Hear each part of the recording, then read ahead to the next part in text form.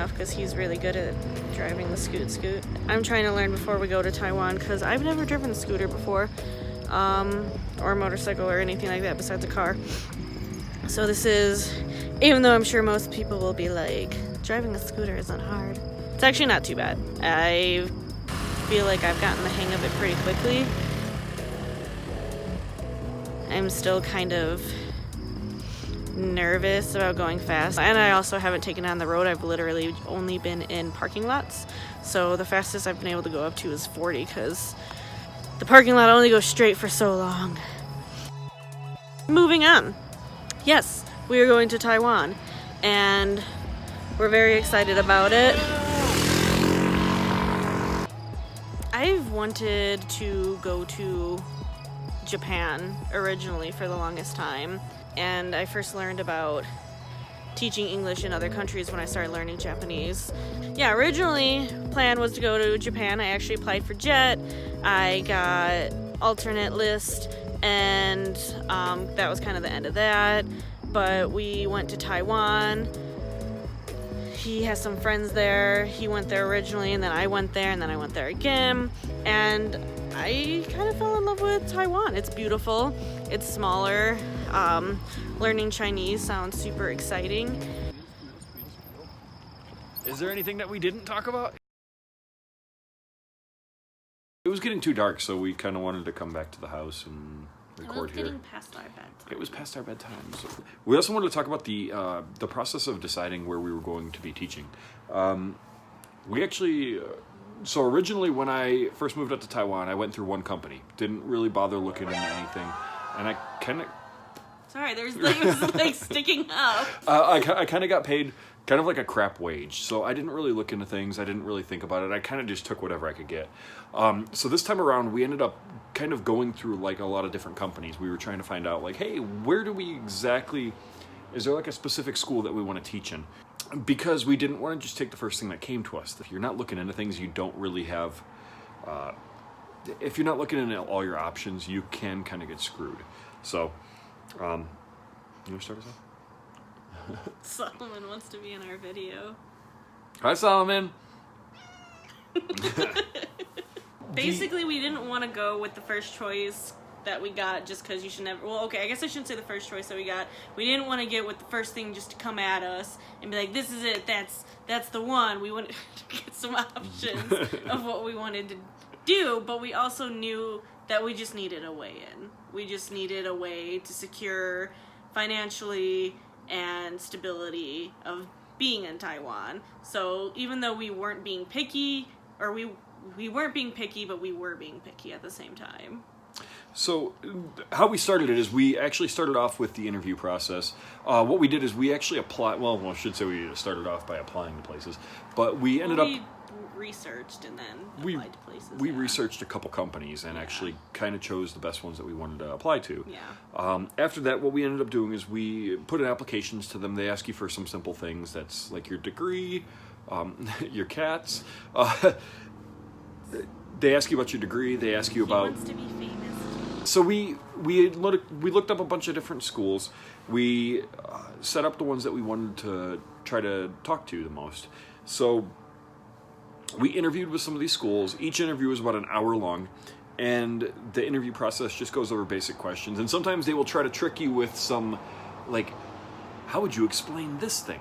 And when you're put on the spot, trying to explain English, the thing that you've known without having to think about, I don't remember. How do you explain this word to children who don't know how to speak English? And it was like a word that I don't know if they would even use in like third grade, to be honest. Yeah. The other thing that I wanted to kind of go off, though, is pick your schools wisely. The reason being is there's a very high probability if you're going to a foreign country, whether it's Taiwan or there are some exceptions like Japan. There's an abundance of people trying to go over there. But if you're trying to go to Taiwan, China, maybe even South Korea, and you have your degree and you're ready to go, there's a very high probability that you're probably going to get the job if you interview with them. So on your part, it's best to research and research and research because you don't want to just take the first school that you can get. As well, when they do offer you the contract, read your contract. how many errors did I find in my contract? A lot, but not only that, they just had confusing wording that could kind of trip you up. And it's really good to ask questions about your contract. So when you read your contract, make sure you really read it and you really ask questions to get them to reword it. Because he actually stumped a guy who was like, that is worded really weirdly. Yeah. And he came back and gave him the contract in it.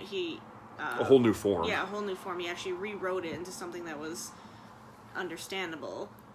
So definitely read your contract. That would be kind of stupid not to. Yeah. The last thing, though, at that point is that you will accept your offer. So once you accept your offer, they're probably going to tell you, they'll give you like an informational guide of where your next steps are to go and what you should do. If you're bringing cats like we are, please prepare with other things. It's not just going to be like gonna go.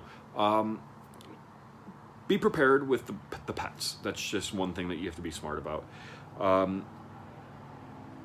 That's going to be probably harder than anything else to do if you are bringing pets. And if you're like us, start selling your stuff, because you're going to have a lot of things and you're not going to be able to...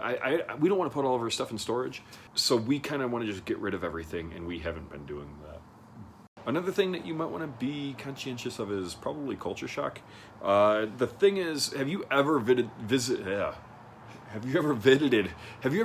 this country?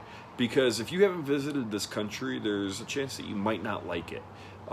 We've been back and forth to Taiwan multiple times. I've been there probably 6 times now, and you've been there twice. We know where we want to live. We actually wanted to live in another area, but we couldn't get jobs together because there's 2 of us. That's also harder. If you have 2 people, make sure that you're preparing for having 2 people. And if you do, we were told a bunch of times that if we were coming earlier, or was it like applying earlier or something, that you would have more probability of getting certain areas that you'd actually want. Better placement. Better placement. Because we did mention that we wanted to live in the Damshui area, and so hopefully finding a place in Damshui or Taipei, but they all had trouble finding place. Like they could find some in Taipei, but yeah, they were separated, and they were a lot farther away. So riding a scooter or even taking the train was not a feasible option, really, because it was going to be really long commutes. And sometimes it's a sacrifice you have to make if that's what you want, but that wasn't something we were willing to do. So yeah, expect awkwardness. You're going to a foreign country. You don't know. I was going to talk about how awkward it can be in some situations. That's part of the culture shock, honestly. That will be part of your culture shock, but it's going to be so strange when you're trying to say words and then you realize you said the wrong thing, like my fried chicken incident in Taiwan. Maybe I'll tell you that someday. Anyways, so that's another thing. Also, ensure that your school is going to help you with housing. Not all schools will actually help you find housing, so you want to have them help you find places to live, because you don't want to end up going there with nowhere to stay.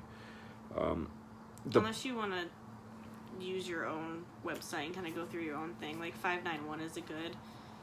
If you're in Hong Kong or Taiwan, 591 is a great website to be able to find. Yeah. That's where we're looking currently through it.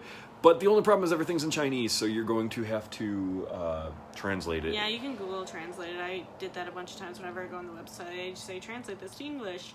And it does, and it gives you... And then remember the placement of that button.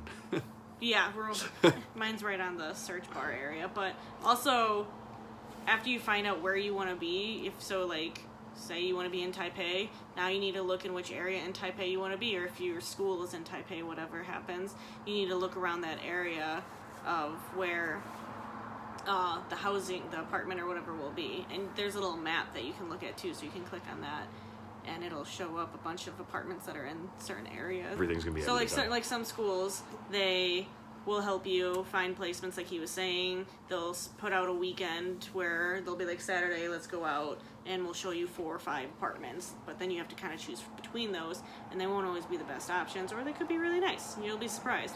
But if you want to ensure that it's something you absolutely want, going through 591 is probably one of your best options. There's other things out there. Depending on the country that you're into. Yeah. If you're in Vietnam, there's going to obviously be different websites. I have no idea what they are. Yeah, we don't have any clue about those ones. But the last thing I would say is, every time we've gone overseas, we've had fun. you're a foreigner. You just have fun. Well, honestly, you know what I mean? most of the time, I mean, you're probably coming over to another country to have fun, to have an experience, to pay off your debts, everything like that. But while you're doing that, like he's saying, make the most of it, have fun, do as much as you can, travel as much as you can, experience as much as you can. That's what the whole thing is about. I mean, yeah, you're going over and teaching English, and if that's your passion, awesome, continue with it and make that super fun also, but try not to stress so much about what could go wrong, I guess, and like the culture shock, and just if you go over there with an understanding of all of that, you'll set yourself up for success. And I think that, remember, what you're doing is an experience, and every experience will strengthen you in some way, shape, or form. So, Especially failure. Just saying. That was depressing as hell. It's true. Failure really sets you up. You fail and then you succeed. It does, but anyways, that's it for this video. Remember, subscribe, like. We have a cat. Oh, we have 2 cats. Oh yeah, So if you like cats, subscribe, like. We're gonna do a lot more videos. That sucks. We're gonna do a lot more videos, and they're gonna be just as crazy and stupid as this one, maybe more. Thank you.